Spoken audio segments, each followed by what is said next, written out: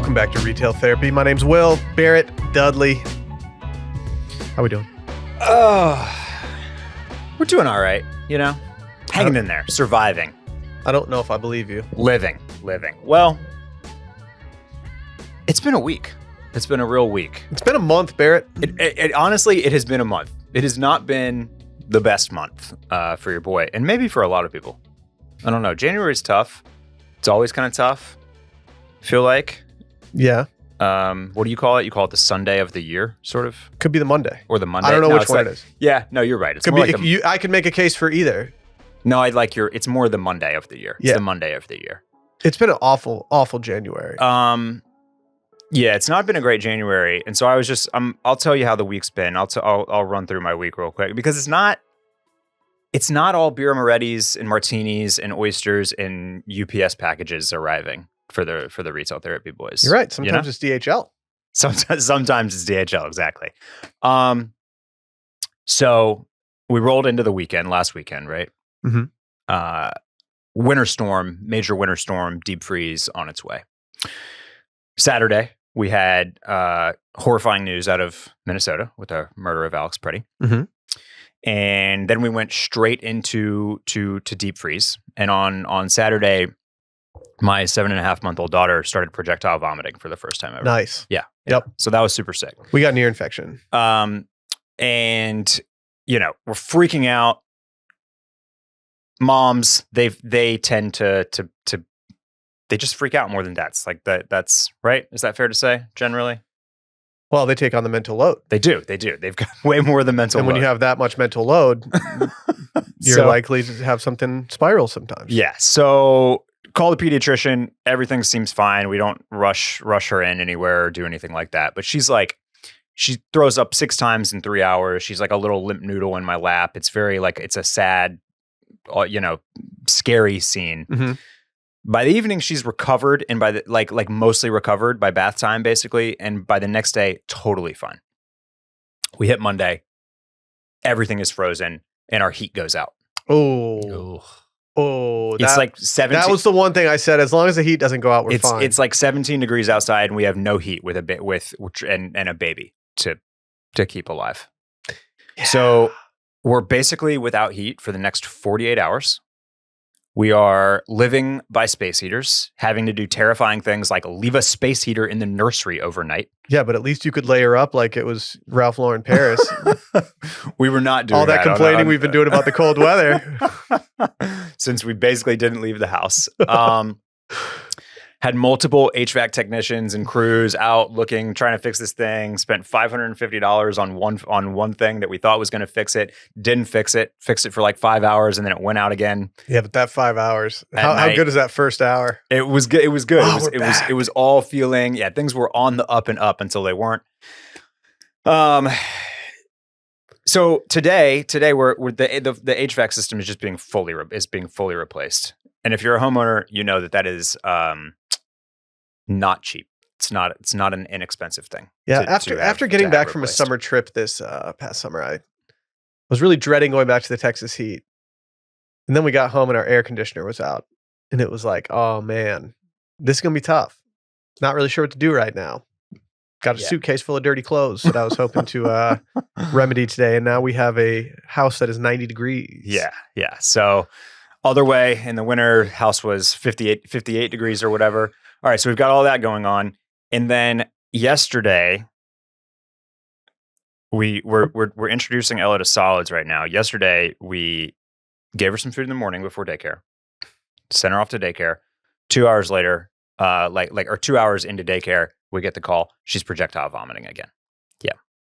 So pediatrician appointment, the whole thing. Loose working diagnosis for FPIES. You familiar with that? No, I'm not. It is a pretty rare GI/food allergy. It's called like something protein, blah, blah, blah syndrome. And it's basically where they're not like allergic to the food itself, but there are trigger foods. Food protein induced enterocolitis syndrome? That's the one. Yes. There are food triggers, usually just one, but we now have to do this whole song and dance trying to figure out what her food trigger is. and they eat it. And then like 3 hours later, they're projectile vomiting and acting like they have the flu for 3 hours, basically, like limp and lethargic and all this type of stuff. So that's kind of like what happens to us after drinking red wine that's under $50 a bottle. That's right. Yeah. Yeah. Oh man, I'm sorry, Barrett. Yeah. Have a week. So that's the week. That's been the week. Winter storm, no heat, ice in Minnesota, ice in Texas. Baby has F-pies, and now we have to replace our entire HVAC system. That sucks. Yeah. That really sucks. Sorry. Yeah. On the plus side, I did have a UPS package arrive. That's big. That's big. And I do, I'm very much looking forward to trying on my new pair of Orly jeans. That was one of the 3 things I mentioned last week that I might be doing already copying in January. I might be doing my my only 5 new purchases. And it would be one of them. So we'll see. We'll see. I'm checking my shop app to see if I have anything to look forward to this weekend. Yeah, I got a hat arriving tomorrow. Okay, all right, sick, sweet. Dude, it's been a shitty month, man. Yeah. The whole of January has been terrible. Yeah, like turning 39 sucked. Didn't think it would, but like, if this is how it feels, it sucks. Yeah. Well, the clock is ticking now for you as well. Yeah. Bob Weir died. Yeah. We have Drake's potentially getting private equity. I don't think it's potentially. I think they got private equity. Like, what can I enjoy in life at this point besides my family? That's in the customer service has already taken a nosedive after being bought by private equity. It sounds like. Yeah, if you should have been here when Will found out about Twin Peaks going bankrupt. Oh God. Oh, don't. I've never been. No, never been to the old Twin P. I didn't know it was a thing until I moved to Texas. Yeah. Okay. Yeah. It wasn't a thing up in northern Michigan. Yeah, it's been hard. There are people that are guessing that it might not be a true private equity situation because they think this guy is an Anglophile who wants to maybe preserve some things. Yes. I don't believe it. I don't buy that. I don't buy that. There are benevolent investors, I guess, when it comes to things like this. There are. I don't trust Danish billionaires. One that comes to mind is some. I guess they're friends / acquaintances of ours, but like the team that. Here in Austin, that purchased Deep Eddy Cabaret, right? Mm-hmm. They kept it alive. They made it a little bit better. They made some changes, but they brought in the MML partnership to put Poolberger down beneath, and all for the greater, I'm a simple man. For the greater good of that bar, and they've really sustained. But they're not trying to, I'm a simple man. They're not redoing the interior. They're not. I just want nice fabrics. Yeah. And good cuts. Right. That's all I ask. Without runaway inflation on the prices. Correct. Yeah. They cannot inflate the prices. If they do, I'm going to be very upset. Yeah. There might be a sale coming up. They usually do their annual sale in February. Okay, but the Drake's Archive sale is notoriously awful. It's like the same. Terrible. It's the same shit. Terrible. Every single time. I don't think they add anything new to it. It feels like the same stuff they've been trying to get rid of for 4 years. Am I wrong? No, I don't think so. Huh. I don't think so. It's because we're not buying it at the annual sale. We got to buy it so they replenish. I do. Can't bite the hand that feeds. I don't own any Drakes. I'd like to, but I need to find a deal on something that I really like, or better yet, I need to get over to London town and just shop it in person at the authentic prices. Facts. Yeah. Let's go to London. Yeah. I'll go to London. Okay. What should we do today? Oh man. We have a new sponsor. Do you want to hear from our new sponsor? It's a real grab bag today. But, it is. It's kind of a giant articles of interest episode. Before we get to our new sponsor, which is very exciting, I will also just tease that for the Traitors heads out there, we are going to talk new episode of Traitors at the end of the episode. With spoilers. Yeah. Yeah. So yeah, got that to look forward to. Yeah. But we also have a new sponsor, Lola Blankets. My wife really wanted to buy a Lola blanket early on in December last year. Yeah. And I was like, okay, I feel like we have enough blankets. I don't need a giant heavy blanket that's around our house. She didn't care. She went and bought it. And sure enough, thank God she bought this blanket. I have been living underneath this thing. Not even just living underneath it. I've been putting it over my bed and just laying on top of it to watch TV. I love these things. It's how I wind down now. I like it so much that my son started doing it. My dog started cuddling up on it. We had to get separate ones for everybody. Yeah. Got a medium size for my son so that he could carry it around and everything. These are the softest blankets going right now. I was very, very excited to when I heard that Lola was coming on board to do a little partnership here. And since then I've been paralyzed on the decision front. You got to make a decision. I know. What? Well, I need some help. There's no wrong decisions. Okay. Do I go antique ivory? Aren't you the guy that helps people buy things? No. Last time I asked these guys to help me out with my decision, Lola blanket, I got flamed in the office. I made the fastest decision ever. Tell me what you went with. I don't remember the name, but I went Tezza. Okay, I don't know what that means. It's one of their collabs. They do different collabs, dude. Okay. All Come on. They've got limited editions, Tezza, Harmony, Boost? I don't actually know how to say that. And Rachel Parcel. Like, do we think, is the caramel and cream like too modeled? Is it giving cowhide too much? Do I need to keep it classic with like what is the issue with giving cowhide? With like an antique ivory? Do I like the warmer tones of a toasted almond? I mean, I went black. I think it's ooh, yours must look like a bear rug. Yeah. It's slick. I gotta say, Randy, going black Lola blanket is that's the most bachelor pad decision you could have possibly made. Yeah. No wives are giving the okay for the black Lola. My girlfriend's the one that told me to do black. Really? Okay. We're planning on maybe one day getting a black cat, and it's like, dude, it could just like curl up in there. You gotta be careful. Dude, these things are literally as soft as like petting a cat. I cannot wait to get mine. Yeah. They're incredible. They're absolutely incredible. I have the large. My son has the medium. You can also go all the way up to XL. They also make weighted blankets for all my anxious kings out there and queens. Anyway, for a limited time, our listeners can get 40% off select Lola Blankets products with code RETAILPOD at checkout. Just go to lolablankets.com, use code RETAILPOD to get 40% off your order. After you purchase, they'll ask where you heard about them. Please support our show and let them know that we sent you. Wrap yourself in luxury with Lola Blankets. Barrett, where should we begin? Well, we just mentioned Drake's and their potentially vile customer service. I don't know if you want to take it that it's far. not vile. They're not vile. They're not vile. I've had an issue with Drake's customer service because I bought two of something to make sure that I had, the correct fit. Yeah. And it's less Drake's issue than it is DHL in Austin, Texas, which is just not run well in Austin, Texas. And so when you have to return something, you have to go through DHL. And it's just been a pain in the ass to get something done. And to their credit, they did something that I've never had anyone do. They said, if you are worried about the timing of this return, don't worry about it. Okay. Get it in the mail when you can get it in the mail. We'll be waiting for you. No worries at all. And so I did appreciate that. But I do worry, I'm worried. My main worry about most companies that are run online is that they're going to start trying to pivot toward AI customer service. And I have not had one single good AI customer service interaction. Right. Yeah. With anybody. Well, here's the Business of Fashion article about what's happening with them. The title is Drake's leaves its British preppiness intact under new owner. The 49-year-old menswear brand, known for its exacting preppy aesthetic and English craftsmanship, is now majority owned by a Danish billionaire. Co-owner and creative director Michael Hill told Business of Fashion that radical change isn't set to follow.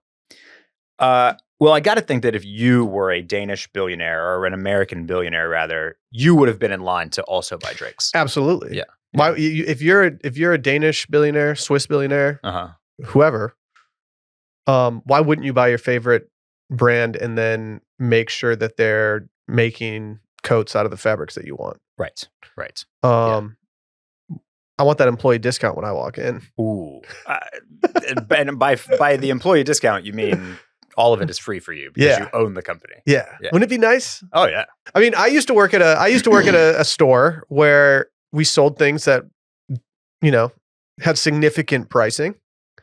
And I was very jealous of the owners when we'd get like a shipment in of cashmere sweaters and they would just walk in and think like, oh, you know what? Take this one out of inventory. And I was like, oh, well, that's nice. Okay. So that's nice. This is a little thing that I think a lot of people that contemplate opening a retail store, this is one of the things that they want. This is one of the alluring factors is that you're writing orders. Like let's say right now you're writing orders for You're probably done with your fall 26 orders, but maybe you got some stragglers. You're writing spring 27 most likely right now. Yeah. No, that's not right. You were right. You're writing fall 26 right now. Okay. Yeah. And you're looking ahead, and you get to say, "Oh, look at this jacket," and then you just check. You check your size. You're getting it for wholesale price. Oh yeah. And that one's just for you. You bringing it in. You're taking it for yourself. You basically get to shop. You get basically get to pre-order and shop for yourself 6 months out. 6 months ahead of time, you know what's coming, you know what's new, and you're paying 50% of the retail price. Oh yeah.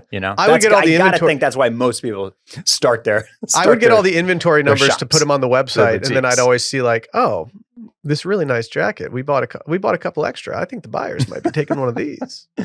I mean, it's not like I didn't benefit from that too. Right. I mean, I got a significantly reduced like elder statesman sweater one time through work. That was like, okay, I can deal with this.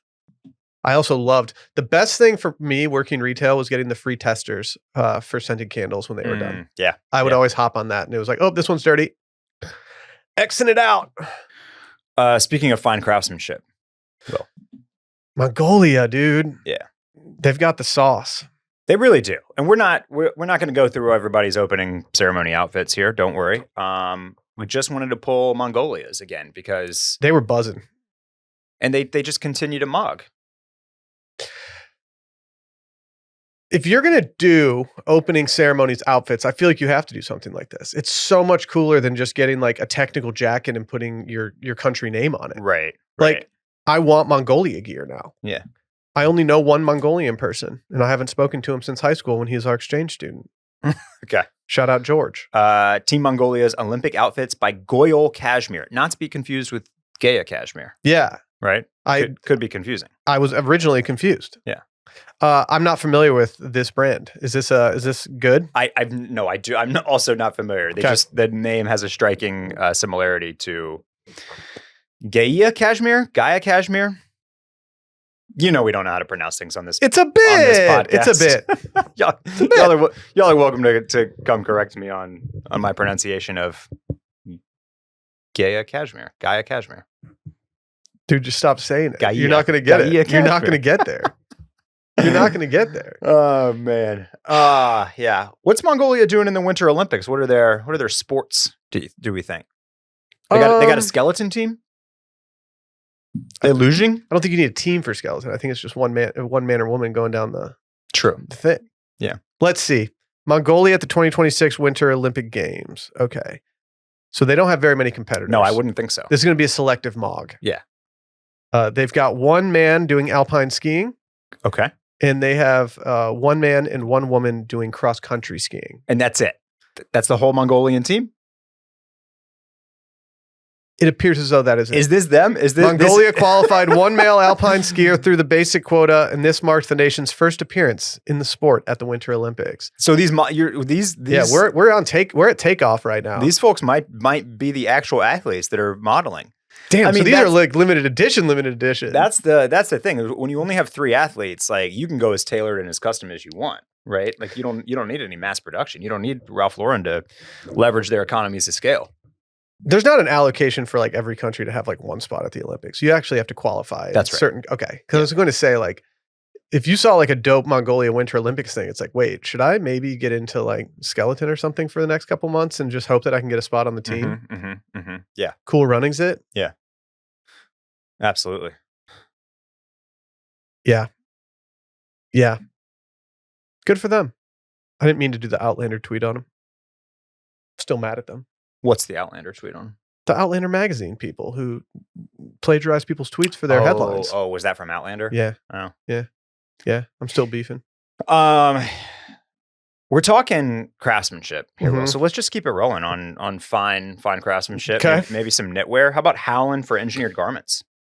So Howlin's a company that I've been seeing pop up more and more and more and more. Yeah. Our friends over at Canoe Club carry them and always have a good selection. And then earlier this week, they were featured by Scratch, which is an arm of the PGA Tour, who kind of does like the more hip golf guy stuff, I'd say. Like the guys that are into like kind of the alternative fashion of golf and things like that. Okay. Talking about how, it's a Scottish company that has roots with golf, but they're not a golf company. etc. And then later in the week, they launched Engineered Garments collaboration. And I was just like, man, I feel like Howlin's got a little sauce right now. Yeah. I do like all their stuff. I'm not a big fan of the Argyle here. It's really giving Taylor Swift going out to dinner with her girls. And I don't like that. Okay, I'm surprised. I thought this was going to be kind of up your alley. I don't know. There's something about it that I like. I really like the jacket. The jacket is cool. I think it's the colors for me. I think if they did like different colors, I'd be way more into it. It's a reversible jacket. Yeah. So they do have like the outer, I think it's just black on the outside. We're here scrolling on Howlin's Instagram page. And I did note just here, like this sweater, which is just part of their main line, like color wise, this does way more for me, like the black, green, and gold, I think, than the kind of gray, red, and blue. But the blue and red is very Engineered Garments. Like they did a Vans collaboration late last year, and some of the sneakers were very like blue and red color blocked. So I think it tied into That's some their of twist. The palette of their season. That's their jound tan. Not always, but like they definitely do very specific color combinations like by season. Yeah. You'll notice that. And I do think that blue and red is one that they kind of come back to year after year. So I do it. This is a nice, I feel like I see both brands in this. More Engineered Garments than Howlin, but I expect like the production and maybe the fabric is kind of where Howlin came in with their Scottish wool and stuff like that. Do you know what scares me about Howlin? Whenever I see like kind of fuzzy, cold weather lamb's wool like that, I'm worried about the scratch factor, the itch factor. I'm not worried about the itch factor. I'm just more worried about just like feeling like I am an animal walking around. Yeah. Like not looking puffy or poofy, but feeling poofy a little bit. Right. Like I like a tight knit sweater. I don't like to have a lot of fuzz. I have a cashmere sweater that I wear a lot. It's just a black Aimé Leon Dore cashmere sweater. And the way that it's held up, it's a little fuzzy, but not fuzzy enough that I care. And like I've worn it so many times that I know it's not going to get worse than that. And it's why I ride for that sweater so hard. Yeah. Great bell ring, Randy. I like the little pause you did. I figured that the golf account, they must have jumped on this and covered because of our little beret. Beret. You think it's more of a golf beret and not a Parisian cigarette beret? I mean, the pom-pom to me just says golf, doesn't it? I mean, yeah. I had to look it up. He looks like Thud Butt from Hook, the kid that rolls down the stairs. Thud Butt? Thud Butt. Thud Butt. Okay. The big kid from Hook. He's wearing that pretty much the exact hat. Yeah, you're right. You're right. The low-key cop, though, Will, might be the little pouch. I need to see how big this thing is. Not big. I think it's fitting your phone and a chapstick. I don't know if it's fitting it's not fitting a plus. I think it'll fit a plus. That's not fitting a plus. That's where he keeps his marbles. I don't think it's fitting a plus, dude. Might. YouTube.com/Sunday Scaries podcast if you want to watch this episode, since Barrett's been screening hard today. I'm screaming, man. Yeah. We got a lot. We got a lot to show. I am a slut for a pouch, though. Like I like a little bag. I like a little thing you can put stuff in. 100% wool, made in Belgium. That's how you know it's good. And they're not telling us. They're being very, very coy about the size. Because they know, dude. They know. If you ask their AI customer service right now, they're going to be like, nope. I think that thing's fitting a plus. I mean, you might be kind of having to like shove it in a little bit, right? Like a beer into a koozie. Yeah. But I feel like it's nothing worse than putting like a silver bullet Coors Light can in a koozie and just having that little space. I don't need a moat in my koozie. That's an awful experience. I don't like it. I like the slim can. I hate the slim can as it works in a koozie. You have a slim can koozie, right, Randy? Yeah, we got some like a metal one. It's nice. Oh. Can't put that in your pocket. Like it's metal, like it's super metal, like it has like a Black Sabbath logo on it. No, actually, is that a metal slim can koozie in your pocket, or are you just happy to see me? Has Will's face on it, along with Dylan and Dave's. Do we order these for the company? They're from Bison Coolers. When they did some ads with us. Will, is this speaking of watching on YouTube, fine craftsmanship and wool sweaters? Is this Rowing Blazers Grateful Dead sweater? Yeah. Yeah. Okay. Yeah. It's kind of an interesting sweater. Yeah. It's like they took the regular blue sweater and then added Added. the graphic They onto knit it, so on it's a little top of it. thicker. Interesting. It bothered me at first, but now that I've worn the sweater and it doesn't bother me really at all, it actually Yeah. kind of gives it a nice little weight. But yeah, I don't wear this thing often. I kind of got a weird outfit on today. I don't really know what I'm doing. I'm out of sorts. No, it's I'm out of sorts today, dude. no, you're flying. I don't know what it is. I have nothing to look forward to this weekend. Got the little blue tabs on the Tom Sachs, which are kind of echoing the blue on the Grateful true. Dead skull. You know, It's that's true. nice. My dog did drop her dirty ball on my clean pair of On these. your clean pair, that's tough. It was tough. Yeah. It was tough. Yeah. Green pant. You know, everybody knows that goes with everything. Yeah. Yeah. Yeah. I don't know. Today was just one of those days I went in the closet and I was like, I don't know what I'm doing. Okay. Sometimes those happen. It's probably laundry time. Yeah, this is cool. I don't think I'm going to cop. No imminent cops for me. But if you stunted this at the Olympics or something, I think you'd be doing something nice. Yeah. This it kind of has, you know, you could tie this into a little USA red, white, and blue. Yeah.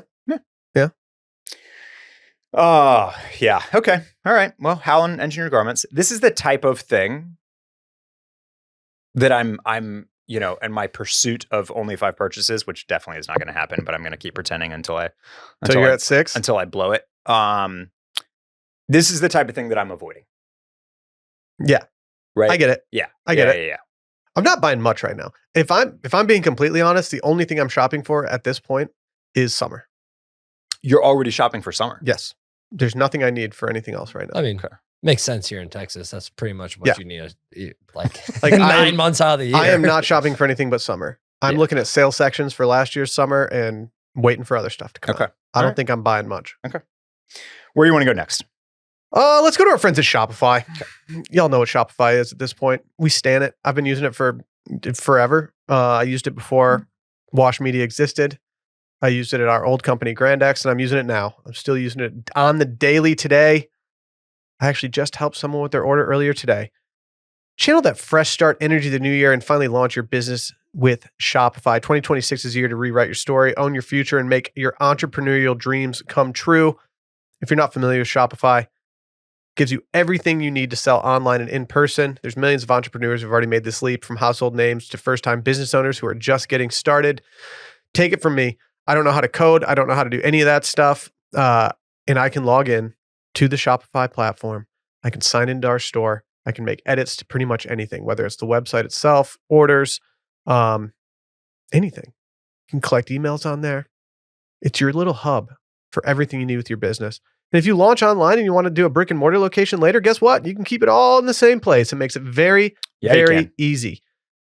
As you grow, Shopify grows with you. So in 2026, stop waiting and start selling with Shopify. Sign up for your $1 per month trial and start selling today at shopify.com/scaries.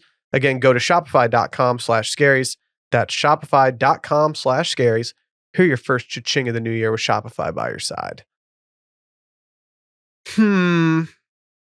All right, let's see. Let's keep it with the clothing. Okay. Right? We'll do clothing and then we'll move on. Okay. We'll get into other stuff. You have some questions for me. Okay. Re sweatpants. So we've been talking sweatpants lightly lately. Yeah. Lightly. Yes. And I could tie this to our reality TV segment later in this episode, but I'm not going to. I'm going to keep it in the clothing realm. But I was watching, we had previously spoken about sweatpants, and on the last episode you asked me, am I pot committed to elastic at the bottom? And I said, yes, I think I am. And I think a lot of my issue with this is seeing people wearing sweatpants in public. My issue is not with people wearing sweatpants in public, but I see people wearing them, and I see these guys wearing the new sweatpants that are a little blousier, a little longer, etc. Right. And what I struggle with is seeing sweatpant material potentially touching the ground at any point. Stresses me out. Yeah. Stresses me out with any material. I was watching Love Island, All Stars. Okay. Is this a US or UK? UK. And, you know, they're pretty lazy in the morning about their wardrobe. And I saw a guy who has been quite popular or polarizing or, you know, front-facing on this season. And he was rocking some sweatpants, no cinch, while making breakfast. And he had them cut a little shorter. So it was like a straight leg, just straight, like a shoot just down his leg. Yeah. Not dragging. Right. He wasn't wearing any shoes. And I was like, you know what? if they're not dragging, I think I could go this route. But then I started thinking to myself, but all the sweatpants that I'd have to go get them tailored. Do I want to go get sweatpants tailored for my short ass legs? I don't think I do.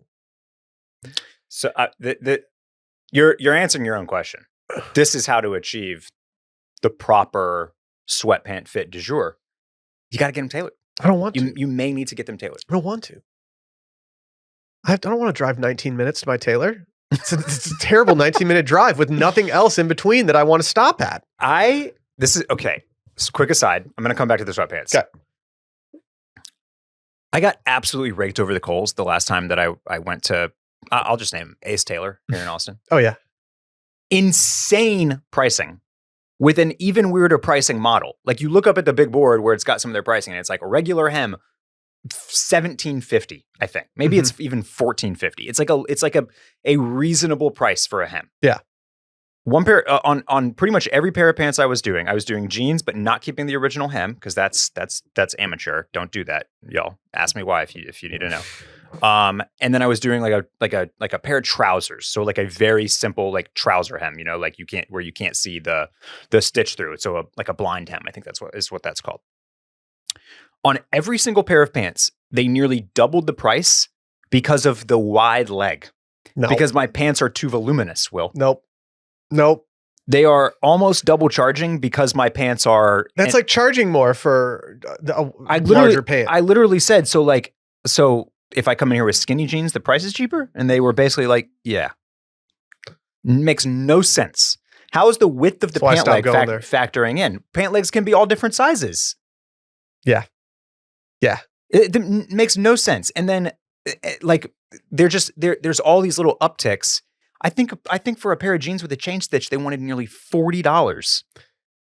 See, so I had to stop going there. I had a dream. This actually is jogging my memory. I had a dream last night that I had found a place that was just going to charge me like $17. No matter what type of hem I wanted, it's going to be $17, which felt really reasonable and normal to me. And I was dreaming about this. I give you my lady, but for you to get there, it's going to take like 40 minutes. It's going to take forever. Yeah.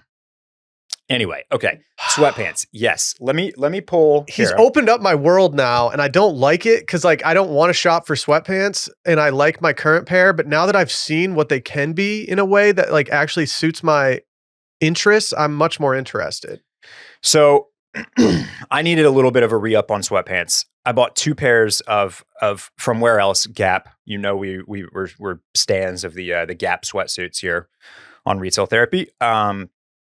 The Gap Soft for the women. They don't really make a ton of it in men's, and I don't like it as much for men. But for men, they do their heavyweight stuff. And the heavyweight relaxed sweatpants. This is where you need to start, Will. Yeah. For one, my wife will kill me if I go with anything but Gap sweats. For one, I have to size down to an extra small in these. Mm-hmm. So I think you'll be like real good in the medium. Okay. And the length might be okay as is. I definitely don't think that you're going to get any pooling onto the ground with a medium. Now, if you want them like cut perfectly, yes, I think you're going to have to take them to a tailor. But this is on a pair of sweats. The nice thing is, if you're not at a tailor that's raking you over the coals, like this is a super simple hem. Yeah. You definitely do not need any type of original hem. You don't need a chain stitch. You don't need anything fancy. It's literally like basically as easy as a hem can get. So it shouldn't cost a lot. $14.50 wide leg, $90. Yeah. So this is where I'm at. They got a bunch of good colors. I went with the navy blue and the ground, the color called ground, which is like a nice brown. And after getting them, I think I might be adding a pair of black very soon. Okay. Yeah. Okay. Yeah, this is probably the route that I'm going to go. I don't know. I got tired of seeing dudes wearing trendy sneakers with sweatpants covering half of them, dragging on the ground. And now, like, for my purposes, this might actually make a lot of sense. Yeah. I'm letting people infiltrate my brain when it comes to sweatpants. Mm-hmm. I'm like letting people judge. I'm like judging myself for my cinches at the bottom. But I also just think I need some new sweats to get inspired by around the house. Yeah. It feels good to put on something new. I mean, I've been using my Lululemon $75 Amex Platinum credit and getting a free pair of SYRN shorts every quarter. I'm loving sleeping in these things. You get 75 per quarter? Yeah. Okay. I was literally just looking at Amex Platinum perks. So the second earlier this week, and I saw that the Lululemon is a new thing. Yeah, but I don't like that it's per quarter. Why? I just want the $300 up front. Let me just buy whatever I want. Just get you some new underwear every quarter. Set a timer. 75 per quarter is less of a perk. It's one pair of surge shorts. Because I can't put that towards something like I'm assuming it expires. Like you got to use it in the quarter. Yeah, it doesn't build. You can't build. You can't stack, dude. Stop trying to stack. No, you just got to deal with it. That's good to know. You got to find someone with a discount. You got to find like a healthcare worker or something. I also I'm peeved because one of the reasons why I want the Amex is for access to the Delta Lounge. But now, and I don't know if this is brand new or if maybe this has been going on for a little while, but I can't quite tell. If you're flying economy, I don't think you get in with the Amex Platinum anyway. I think you have to be flying like, maybe it's just basic. Maybe if you buy a basic economy. I don't know if that's true. I think you might get in. I think if you buy the most basic fare where you like don't even get to choose a seat, you don't get in. And that, I'm generally not choosing that anyway, but I don't. Yeah, I don't know. I need to do more research in that because like they will charge you for your child above 2. Your boy is not flying first class on domestic Delta flights, and if I'm going to spend an arm and a leg on a credit card yearly fee, I need to know that I'm getting into that lounge. I get it. Yeah, I get it. I get angry when I have to pay for my kids. Yeah, I'm like, just let us in. So okay? Damn, you have to pay for your kids to get in? I would have to pay for Sally if I didn't get her an extra card. Really? But I added her to my account solely so that we would have an extra card for moments like that, so she can take a card out in that situation. Okay. Huh. Like, it just made more sense. It was like, well, I'll just do that. Okay.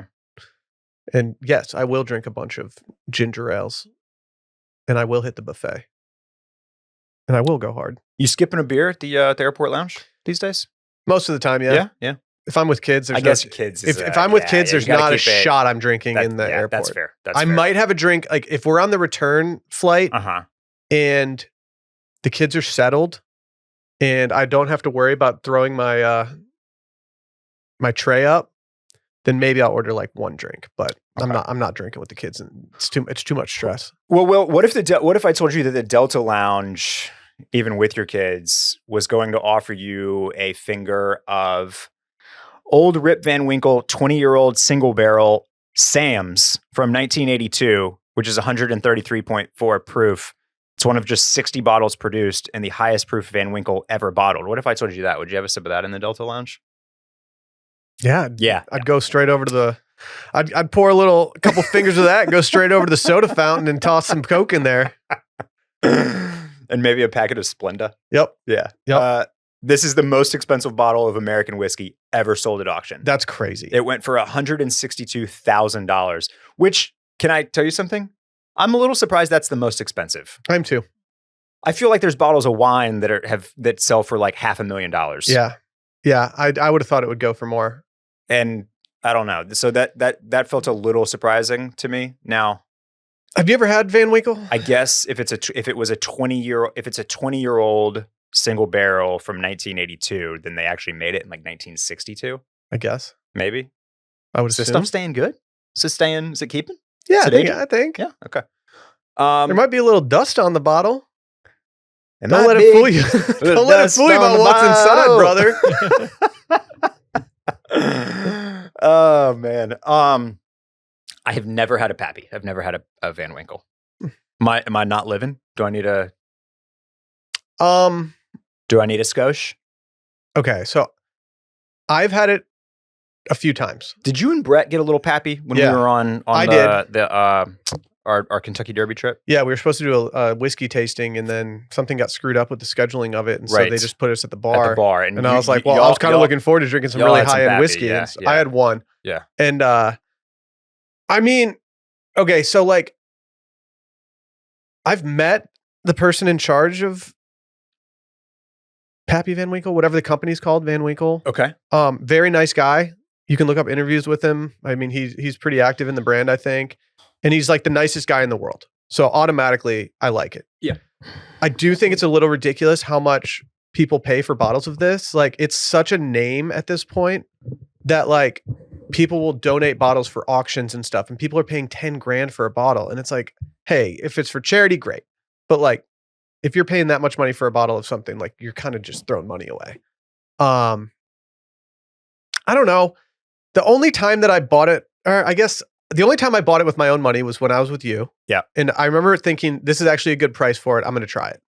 And then the other time I did it, we were on an anniversary trip and we had a resort credit for $150 a day. And I used the entire resort credit on one of those because it was raining outside and we were just lazy. Sally was pregnant. We had nothing to do. Might as well. And he charged me for the cheaper one, which I appreciated. Kind of a wink, wink, nudge, nudge. Thanks for your patronage over the trip. And, it's wasted on me. It's wasted on me. Okay. Right. I think there are others that I like way more than have enjoyed any of these. And I think I'm not a ball knower, it is what it is. Like, it almost like dissolved on my tongue in such a way that I didn't like it. And I like something that just kind of rolls on your tongue. Does that make sense? Yeah. It felt like it dissolved really fast, and maybe there's some reason for this. Maybe it's something that you look for. I don't know. But like high-end whiskey and this stuff doesn't do much for me.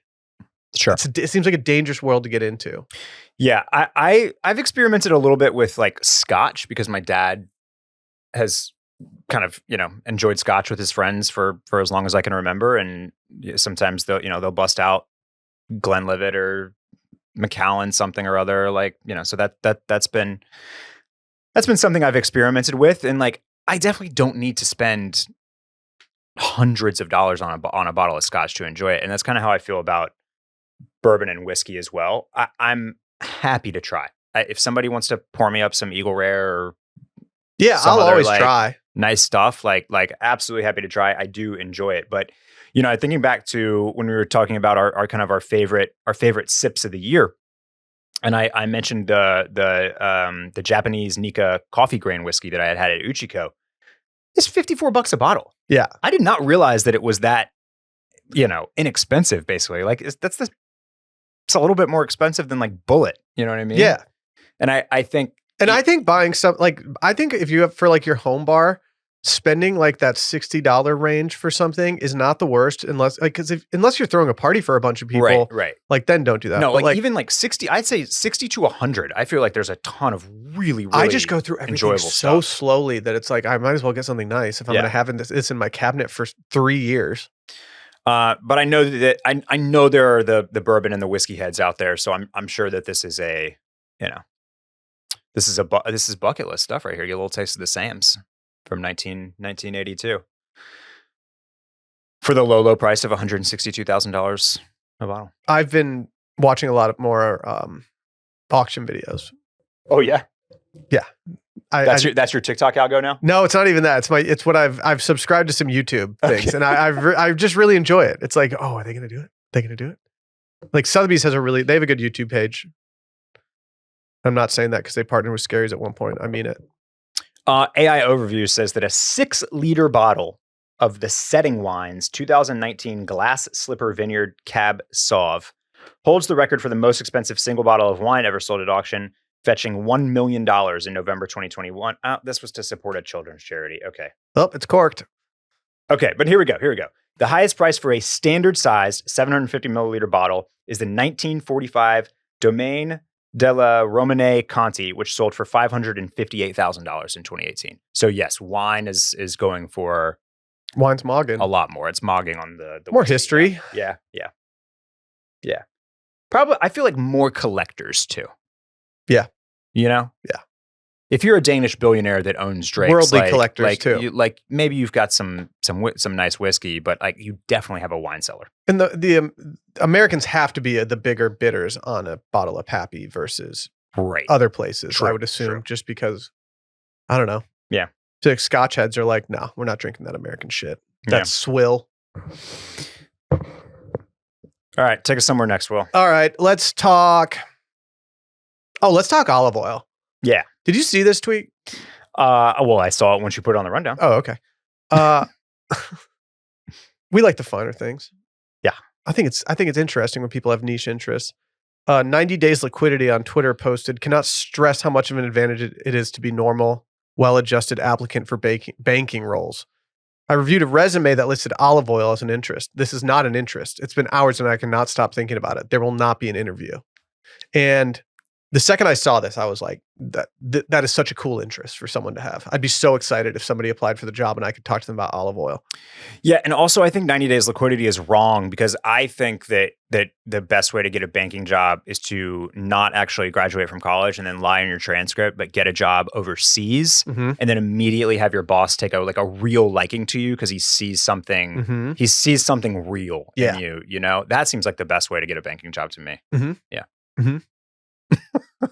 I also think you just make calls. You just and you just do things without clearing it with your MP. Absolutely. You know?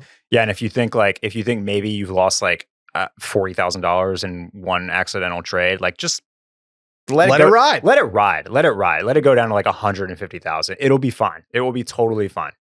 Barrett, I have really devastating news about this show for you. Have you been following them on any social media lately? No. So I reached out to their account a couple weeks ago. Yeah. And I said, hey. We're talking about industry. Yeah, we're talking about industry. And I said, hey, would love to do something with you guys. And they responded back like, well, I mean, we'd love to collab with you. We don't have a budget for this, whatever. And I was like, I'm not asking for a budget. Yeah. I love industry. If I'm going to do a post about industry, I would like to have the most high quality screenshots I can have. Yeah. They did not provide those. Okay. But on Friday of last week, while I was eating lunch after retail therapy, they did send an invite for me to go to their boiler room. To the boiler room set. That's right. Yeah. I turned it down. Yeah. There was a part of me who was 2 Guinness deep at lunch that was like, am I about to fly there? Finger on the Delta app. Yeah. Like, I was like, wait, should I do this? I didn't do it. Okay. I didn't do it. Wait, is that the devastating news? Yeah. Okay. I turned down the industry boiler room. That's okay. There were a lot of content creators. Like, I don't know if you saw that industry was doing, it seemed like HBO or the marketing agency had provided like a day with the cast of industry and a bunch of content creators that they had brought in. Mostly people like making reels, but like the girl that did Looking for a Guy in Finance. Yeah. She was there. Yeah, they did. They like Taylor and James, the couple that does like that sends up all the HBO shows in little bits. Like they were there. Like, and basically they had the cast on call to basically at a hotel make content with all of these creators. Yeah. You need to get that invite next season. Yeah, maybe I do. No, I don't know. Like I know HBO's you're not doing reels, but like there's plenty of stuff that y'all could do to like make Slam's laptop shut memes and stuff like that. I'm not kidding. Like, we've asked numerous celebrities through agencies that like have come to us wanting to work with Sunday Scaries. I've asked numerous celebrities to just slam a laptop shut and take a sip of a martini, and no one's done it. And I'm like, I don't want some like lame celebrity to be the first one to do it. So I'm kind of like, but I want someone to do it. And like, I've been turned down numerous times. And I'm like, guys, I don't think you realize this would do really well for you. Yeah. Like, come on, Stanley Tucci. They said yes first, and then they said, oh no. And I think it was just because they didn't want to deal with like doing someone else's thing. They just want to do their own thing. And I was like, Tucci, dude, just slam it shut and drink your martini. Yeah. You already said yes. Right. Well, if any celebs are listening out there, here's your chance. I know. Here's your big chance. But I want someone big. Yeah. I have a couple that I think I can get, but I have to get a little shameless to get there. Okay. And I'm not doing a Showtime shameless. Just slide into the DMs of SYRN, of SYRN. Sydney Sweeney. Just get with their marketing people. Don't get me started. I'm so annoyed with how Sydney Sweeney launched this stupid lingerie brand. Like, it's like she got 3 different photographers and then had them edit all their photos differently, and they had no conversation about launching. Like, we've already been critical of her partnerships in the past. Yeah. And like, this is so in line with everything else she's done. That's like, what are you doing here? Like, I texted Barrett immediately and just said, I can't believe how bad this launch is. The lounge wasn't as good as Skims. The seductive lingerie wasn't as good as like Fleur de Mal.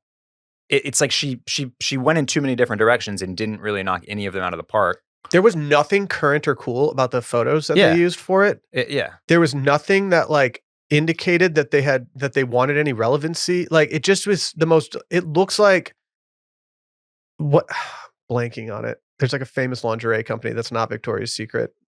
Something of Agent Provocateur? No, but yeah. But it's just like, it just looks so generic. And it's like, Kiki de how do you know all these? I'm a lingerie guy. Yeah. You do sport it sometimes under your... Exactly. You shocked me in the Nordstrom green room when you were disrobing to put on your Nordstrom clothes, and I saw what you were wearing. A lot of lace. A lot of lace. Yeah, but like, what do you like? What's the other big one? There's a big one that I'm forgetting right now. That's not Agent Provocateur. We used to get catalogs of it to my house. Are you thinking of like high end or like similar to Victoria's Secret? Are you thinking Brother, of like, I couldn't tell you what's high end and what's low end. Fredericks of Hollywood? Fredericks of Hollywood. Yeah. That's what I was trying to think of. That's so my wife Laura, she said that's what it reminded her of. It looks like it's Fredericks of Hollywood. Yeah, it just looks like the most generic possible thing you could do. And then like, I don't know, maybe I'm overthinking the launch of Sydney Sweeney's lingerie brand a little too much. Mm-hmm. But then I texted you and I said, Skims would never let this happen. Right. Like, there's no way they would have a full-blown launch that would do really well. And then like a day later, Kim Kardashian posted a photo of some Skims lingerie that she was in. And like her one post about it did better than half of the post launching her brand, which should be doing better than all of them. Yeah. Like it just is, it's mind-blowing to me that whatever team around her just has such a lack of care for aesthetics overall. You got Rihanna doing Savage. That's another one. Rihanna can do no wrong. I don't want her to come to my house and slap me. I will say, Randy, that the SYRN launch did feel a lot like they had taken the Savage playbook instead of the Skims playbook. That's what it felt like. But again, I think they tried to be kind of tried to be everything, and none of it really like hit, because I don't think they, as Will said, they kind of like, it just seems like it lacks vision. They should have just doubled up. The social launch of it is, if you go to their website right now, the website actually has like better content than what they were putting out to launch this. I'm pulling it up. We just need like a super Sydney Sweeney. Just put her in some American Eagle jeans, some Hey Dudes, bar of Sasquatch soap, and then her new lingerie, and then there we go. We got it all. They have like different angles here, at least. I don't know. I don't know. What do you think? What does "marry me, fly free" mean? Does that mean that like she's the breadwinner? Is that like marry me and you'll fly free? Like, what does that mean? I don't know. Okay, I don't know. All right. Well, I'm going to clear this before you guys get in trouble for watching this on YouTube at work. Back to our banking friend. We really went off on a tangent there. Don't you want people? Yes. What's wrong with having an interest in olive oil? And if I'm interviewing for people for banking roles and they're interested in olive oil, I'm like, oh, well, they like to ball out then. Is it a weird thing to put on a resume? Maybe. A little insufferable. But here's the thing. He's still thinking about this candidate. I know. I'm still thinking I think it worked. Yeah. Maybe he's got the cheat code. He's like, I'm going to drop some wild ass interests on here. Really get the people talking around the water cooler.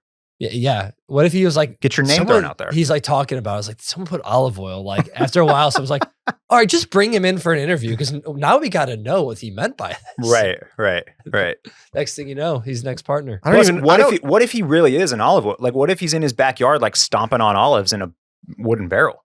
You know? I mean, I make my own mead. We talked about this. There you go. Like, it's an interest. You got that on your resume, Randy? I don't. Well, you might need to put it on there. Well, you know something I don't? Just be prepared. Yeah. So I don't know. I guess it's not super surprising that some banking guys are sitting on their high horse about not being interested in olive oil. But I think this dude could be a shouts to the retail therapy listener that obviously needs a job, that obviously applied. Hope you find the right fit. You know, somebody's out there for you that'll think your interest in olive oil is cool. He's like, get that Brightland shit out of here. He's a Graza guy. He's not. He's not doing squeeze bottle. If you put that on the resume, you're not squeezing it. You're ordering that shit from overseas.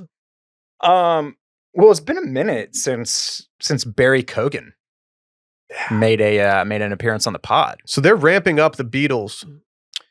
But we've got a Saltburn adjacent. Oh yeah, we've got a couple different things. And then they've got the Beatles stuff happening. Where do you want to go first? This week's Babygirl Minute. Yeah. He was the first one to ever get removed. Yeah, he did. Yeah, but he's still in the conversation. Well, and there are other baby girls in the film. So I mean, there's the baby girl. There's in the film. Right. They've been ramping up this stuff, but yeah. So which one? Where do you want to start? Beatles or vinyl? The vinyl's really quick. Yeah. Okay. So I got the Saltburn vinyl that had the fake semen in it. Right. And I still have it. It hasn't ruined all my other collection yet. And the company that makes it is called Blood Records. They're out of the UK, and they just put out a test pressing that they did over the week that has condoms in it. Oh, so it's actually got condoms in it? Yeah. Wow. Are you copping? That doesn't throw off the balance of like the spinning? Oh, there's probably a reason it's a testing press and not an actual album. What does that mean? I don't even know. What is a testing press? Like they just made it. Like you can just make things. Like this has no music on it? No. Oh, it might. You can see the lines. Okay. So they probably have something on it. Okay. But I mean, it might be for something that they're just teasing. Right. Right. Is there like a famous artist that's coming out with something that's about strawberries? Or they also do reprints of recent popular things. They're wondering if it's a new Nicki album. Is this the new Harry Styles album? It could be. Kiss, what is it? Kiss Always, Disco Sometimes? Kiss all the time, Kiss disco all the time. Occasionally. Disco. Do we have a track list? Shouts to the Stylers and the Harrys out there. There's no strawberry in the track list for this. But he was Strawberry Sugar High, right? He was. Right. So right. maybe that's famously. Strawberry Sugar. Yeah, this is definitely for him, right? I'll buy it. If it's for Harry Styles, I'll buy it. They sell out quick. Every time I click on one of their emails, it's already sold out. Yeah. Is this sold out? They're not making this. I think they're just teasing. You can't even buy it. I think they're just teasing something right now. But I would believe if they were teasing the Harry Styles album with that, I would totally believe it. They've got the clout to do Harry Styles at this point. They've done Sabrina Carpenter, Chappell Roan. Okay. A bunch of famous American artists. If you're screaming at your radio right now, by the way, we know we're doing a bit, and we know it's watermelon sugar. No, it's strawberry sugar. Oh no, I did not. I thought it was. I'm mixing up with strawberry ice cream that Benson Boone. Oh, okay. What about strawberry wine? Oh, Sweet 16. Sweet 16. Yeah, that is watermelon sugar high, isn't it? Yeah, I totally got that wrong. Yeah, I don't know what it could be. As a styler, I have to make sure that the audience knows Thank you for keeping us honest. That we do know what the song is.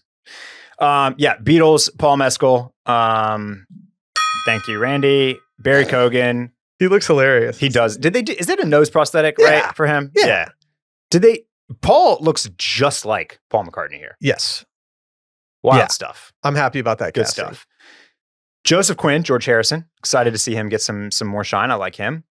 And Harris Dickinson, who is playing John Lennon. How do you feel about? I know we already talked about this, kind of thing, or on a previous episode. Yeah. How do you feel about the 4-movie event? So that's what this is. It's 4 movies. 4 movies. About one about each of them. I'm not into that. No.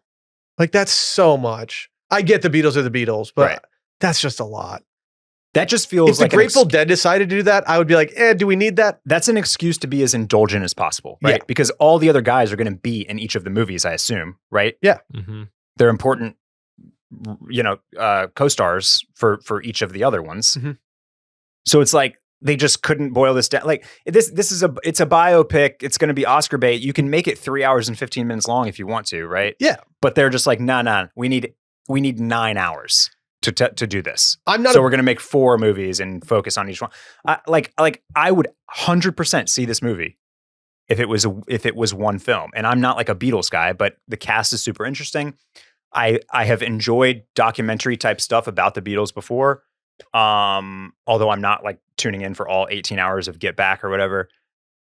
I would watch this movie, but I'm not gonna watch 4 of them. I'm not doing this 4 times. Who's gonna gross the most? McCartney. Yeah. You don't think not Lennon? You don't think John Lennon's got the juice? I just think Mezcal as McCartney, it makes too much sense to kill it. That's yeah. It's like the most likable Beatle. And McCartney's still out there. He's still the most recognizable. He's still doing performances. Like Yeah, I think the Paul one was. He was awesome when I saw him at ACL, however many years ago that was. Yeah. That was cool. That was cool. Okay. So we cannot buy the condom vinyl. Too bad. Nope. And we have to wait until April 2028 to see one of these 4 movies. One of the 4 movies. Okay. Can't they make like a version that's like just like everything kind of? They should. Like even if it's after they release the 4, like let me get a director's cut that's just like, you know. No, but the way that everyone operates with the Beatles, they'll be like, we made a director's cut, but it's just all 4 movies cut into one. It's gonna be like, dude, I don't want to watch that. They are insistent on giving as much info on the Beatles as humanly possible. Remember when the Beatles anthology CDs were coming out when we were younger? Yeah, and it was like, I don't need every version of whatever. Well, you've got a travel question here for me. Okay. So Paris Fashion Week. Yep. Wintertime. Mm-hmm. January has the least juice of any month, I think, going. Mm-hmm. February's not far behind it. Mm-hmm. But January has no juice. And I feel like every single person on my Instagram algorithm who's famous is either at Fashion Week in Paris or they are somewhere sick doing sick ski stuff. Yeah. Whether that's Switzerland, which I'm seeing, Swiss Alps, Colorado, I mean, Aspen, wherever. Yeah. If you're out there and you don't work a 9 to 5, you don't have to be in the podcast studio on the regular. Right. You got some money to play with in the new year. Yeah. Are you going Fashion Week or are you going opera? I think my answer might surprise you. I'm going skiing. Look, I would love to be able to like I would love for this podcast to get so much recognition from the right people that like, you know, that I can't even think of a cool branded name right now. That don't do it because then you piss off the other ones. Yeah. You got to leave it open. We love them all. That some brand is like, we'd love to have you at the show. Mm-hmm. Come on over for, you know, second row. You can sit right behind Jacob Elordi. I don't know. Randy lost his gong. What is that called? What do you call the thing that I lost the mallet? The mallet, yeah. Or maybe I put it. Not your best. It was underneath my leg. I would love to go to the cool. I would love to get invited to the cool dinners and the shows and do the whole thing and like, you know, Larry and John and all those guys that are over there. Like that looks awesome. But there's nothing that I like that I enjoy more than a ski trip, Will. I don't think there's anything that I enjoy more. If I'm like a rich, like influencer, famous person, it would just be so much more fun to go do the opera thing instead of having to go to Fashion Week and run around and sit in Ubers and Fashion Week is work. It's work. Stress. Yeah. Like I'm not jealous. I'm not really that jealous of anyone that gets to go to Fashion Week. I remember reading like blogs on Man Repeller of like their daily schedule for Fashion Week and just thinking like, oh, that's like the worst week of the year for you. It's like it's a feather in the cap, is what it is. Yeah. It means that you are important. Week. It means you're important enough to people in the industry that they want you there, that they want you at those dinners, that they want you posting online and rubbing elbows and like being a part of that scene. And so that's what it is. It's the cred more than anything. Yeah. The actual the events themselves and the workload of it is a slog. Maybe the move is just doing Fashion Week and then just going to Switzerland. Yeah. I mean, you didn't tell me I could pick both. It wasn't an option at the time. It's an option now. We got any more sponsors that we're gonna need to hear from today? Or? No. Okay. I think we dive into Traitors. Ready to talk quick. Traitors? Yeah. Yes. Okay. I'm really glad that you watched last night. I'm really glad that we record on Friday for this exact reason. If you have not watched, just turn this off. Just turn this off, Hoss. All right. You have anywhere you want to start or you want me to start? If you have somewhere you'd like to start, I can go anywhere. Let's start with the Rob of it all. Okay. That's where I was going to start. Yeah. He's the clear star of the season. Yes. He has continued to make waves for not being a himbo, but in fact being an intelligent guy that's correcting Michael Rappaport on his usage of certain big vocabulary words, and also proving himself to maybe be the best strategist among all of the Traitors. And definitely, this is only my second season. I have not seen seasons 1 or 2. To me, he's the best traitor I've ever seen. Yes. No, I agree. I only have a few to choose from. I've watched all of them.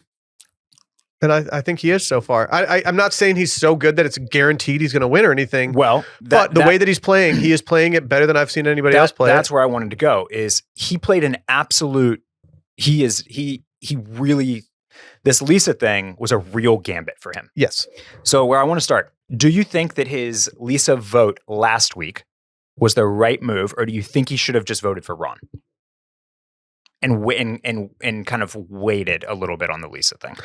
I don't know, because when you're a traitor, you're not on the traitor team. You're on your own team. You're on your own team. Yeah. And Candace needs to get this through her head. Yeah. Candace also needs to understand that Lisa's gone. Yeah. You need to get on team Rob, because Rob is clearly doesn't have any like allegiance to you. Yeah. If the roles were switched between Candace and Lisa, he's doing the same thing to Candace. Yeah. If her name's being floated everywhere, he's immediately going to go there. And yeah, when he was explaining in this episode, when they put the three traitors at breakfast together, and he's explaining why he felt he had to vote for Lisa. Yeah. I hear what he's saying. I sort of disagreed. I don't mind the move, but what I think he's not saying, because he can't say it, is that the reason he voted for Lisa is because he's ready to get Lisa off. Yeah. Like he sees an opportunity that does make strategic sense. Her name's been floated enough. And she had a contingent against her, starting with Colton, who clearly has sway in the house. Yeah. Like, I think he just knew, like, she's a sinking ship and I'm not. Exactly. So why would I So this is an opportunity for me to get a traitor out. Yeah. Better for me, harder to find me, and look like a great faithful. I mean, I think Colton has been absolutely insufferable this season. Yes. The faces that he makes that look so smug and smarmy and just like, yeah, I'm right. Like, he has just been really annoying this whole season. Yeah. But Colton and I also go, we go way back, Right. I have his phone number, like we're boys, I met him one time. I want to say that I understand that Colton is very problematic for all the kind of weird stalker stuff that he did to Cassie Randolph. I have not liked him over the course of this season. His bromance with Rob is kind of cute. Yeah, but he's just getting taken by Rob right now. Yeah. I think Rob aligning with Colton is the smartest thing he can do, because Colton has been proven right to be a faithful by getting Lisa off. Mm-hmm. I think people still think he might have been doubling down and doing traitor on traitor stuff. Right. But, if you're betting on it, you would still bet now that he's a faithful. Yeah. He went so hard on her. Now Rob aligning with him, it's like, no, we've been boys this whole time. Right. Rob can take Colton to the end if he wants to and then kill him. Be done with it. Or do the bring him in thing. But do you think Colton at this, if you asked me before last night's episode, would Colton become a traitor? I would have said no. But now seeing his bromance with Rob, if they brought him up into the turret and then said, like, you want to be a traitor, and it's he and Rob standing there, I think that's a yes. Yeah. I thought that Rob made a slight mistake by echoing the Colton thing. Like when they both say iconic, legendary Lisa Rinna thing, it just put them a little bit too much in in cahoots together. Mm-hmm. So I thought that was a small slip up. But overall, Rob is playing an amazing game. Wish he would dress better. He's wearing the exact same thing that he would wear on Love Island. He wants to show off the tats. I get it. Yeah. But then wear a tartan vest with no shirt underneath it. Like, make it a little bit more on theme. Theme it out and still show off your tats. It's a weird conundrum in the game of Traitors, and I'm thinking about this, of course, because I'm going to apply for the non-celebrity Traitors and get in, obviously. But like, it's so interesting how Colton caught onto Lisa, knew it, pushed it, got her out, and now he is being considered as a traitor because, well, how can he be so confident? Yeah. So there's like, that's a funny wrinkle to the game, is that there's not really any, like, you almost don't win by by sussing out a traitor, calling them on it, and working to get them out. Yeah. Because then you're immediately a suspect and like, well, how'd you know that? How'd you know that so well? Yeah. So that's an interesting piece of the gameplay, that it's like not necessarily good for your game to get to be the ringleader of getting a traitor out. Yes, correct. Yeah. The people that are doing the best right now are the people that haven't stuck their necks out at all. Right. Like Dorinda, Mara. Mm-hmm. Like these people are maybe playing the most, like, the bet, like the best game, but then it requires too much luck because you can get axed any night. I thought it was a little ridiculous. Kristen? Is that her name? Yeah. I thought it was a little ridiculous that people were treating her like she was a traitor for wanting to drink the potion. Oh, not Kristen. Natalie. Yeah, that was. You'd have to be a really dumb traitor to put yourself on a pedestal like that and like think that was a good idea if you weren't a traitor. It's one of the most annoying things about watching the game, is that everybody always jumps on stuff like that. Yeah. But it's never right. No traitor has ever been that like dumb to pull some type of move like that. If I was sitting at the round table, I would be like, guys, let's be real. Like, she is a gamer. You think she is dumb enough to go put herself up there on a pedestal? She's clearly a faithful who was freaking like, yeah. She's not an actor. Like, Rob showed how bad she is at lying in the next challenge. Yeah. I also think Rob made a mistake by trying to get that. That's going to come back. The dagger? Yeah. Well, why'd you want it so bad? Like, I don't know. I think that's I think winning those things can put a target on your back. I'm not saying it will, but it can. How'd you feel about Candace's unhinged move of putting Rob down on the chalkboard? Sloppy. Yeah. Sloppy. That could bite her just as much. Just 100%. as much. Probably more than it will. I think that will bite her more than Rob. That was an insane move. Just put down Natalie. You have the opportunity to not vote for Lisa. Just go with the group and say, my vote's Natalie. No harm, no foul done. Yep. You stay in the shadows. But that she wanted to threaten Rob. That's what she thought that was as a threat. If she was smart, she would have just voted Lisa. Well, that was her other option. Just seen the writing on the wall and just been like, all right, she's going. I have to turn. She'll get it. She'll understand. Like, I know I know it'd be housewife on housewife. Yeah. But if you're going to go housewife on housewife, you might as well do it when it's done. Like, it's clear. She's clearly going home. Yeah. Because she went home by a healthy margin, right? She did. Yeah. You got to just vote her there. Yeah. Very interested to see how that plays out. Felt like a really, really bad piece of gameplay. Yeah. I think it will come back to bite her. I think so too. What else? We got anything else? You got any MVPs outside of the Traitors and Colton? You got anybody else that you like? Alan Cumming, always an MVP. Always an MVP. Yeah. Loved his performance at the banquet. Rob has really stolen everything. Yeah. Stephen Coletti. Stephen finally came with some good knitwear. He did. He did. He had a nice. He's rocking some Bandit running. Oh, is he? Yeah. Okay. Yep. On the in the mission, I missed that. Last night it was silent in our house. Silent while we're watching Traitors. I mean, I'm dialed in. And Sally just word vomits and just goes, "Steven, still hot." Yeah, he is. He's still very good looking. Yeah. Yeah. Loved the banquet. I was impressed by Lisa's ability. I had no idea how she was going to do the amulet. Turns out it was easy as hell. Didn't even think of the little move that she pulled to be like, oh, it's poking. Can like, dude, that was brilliant. It was pretty good. Yeah, it was pretty good. That seemed like an easy one to get done. In terms of like, yeah, but I didn't think about that. I was like going in my head like, God damn, how would I do this? How would I get somebody to touch this brooch? Well, then I started thinking about whether we decided they bring their own wardrobe. Yeah, but the banquet wardrobe I think is special. Okay. I think you're getting. I'm spilling something on my. I think you're getting tailored for that. I was going to spill something all over my brooch, hoping that somebody would come with a napkin and clean and help me clean it up. That's what I was going to do. And then the wardrobe people would be like, "Can you please not dump red wine on your shirt right now?" I was thinking about the outfits for the banquet because they're so clearly like those. I think are styled and clearly tailored, and maybe you get help from the show. And it's got to suck because they have to do that early. I'm sure they do that for everybody. And if you don't get to wear your banquet outfit, if you don't make it to the banquet, kind of sucks. Yeah. You know? Yeah. You get this amazing look. Would you have worn a crown at the banquet? Would I have gone crown? Yeah. Nah. I think I would have worn exactly what Lisa Rinna wore. I love this season. I'm having a good time. Lisa fucking Rinna. Yeah, this is a great season. Next episode looks great. Yeah, I'm happy. I'm in a good spot.